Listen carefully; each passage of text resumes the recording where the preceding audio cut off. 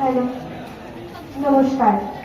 পতাকার পাঁচ রং, কবি ভবানীপ্রসাদ মজুমদার।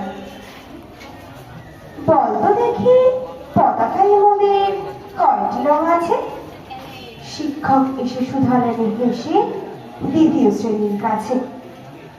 একসাথে মিলে সব ছেলে পরে চিৎকার করে জোরে, তিনটে বর্ণ রয়েছে রাঙানো জাতীয় পতাকা জুড়ে।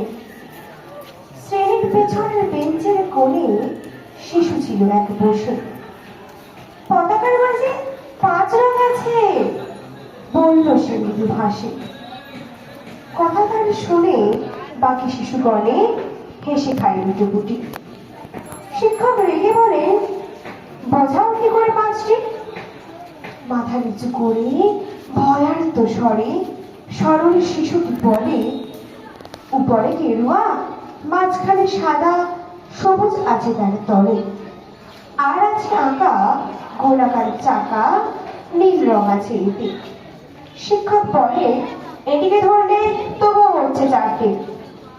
অবধ শিশুটি বলল তখন, রং আছে আর এক, লাল লাল ছোপ দাগ দেখা যায় ওই পতাকার মাঝে।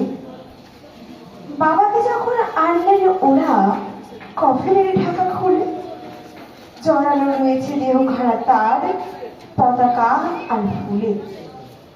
রক্তের দাগে ছিল লাল লাল ছোপ ওই পতাকার মাঝে। এই নিয়ে মোট পাঁচটি, এবার তো ঠিক আছে? সরলে শিশুটির জবাব খানি কাঁপিয়ে দিল বুক। অশ্রু এলো নয়ন ভরে, শুকনো হলো মুখ। আজও যারা দেশের জন্য করেছে বলিদান, স্বাধীনতার সহিত সম তাদের অমর প্রাণ। হয়েছে স্বাধীন, পেরিয়ে গেছে ৭৯টা বছর। দেশ বাঁচাতে যাচ্ছে যে প্রাণ, রাখছে কি তার খবর? নমস্কার।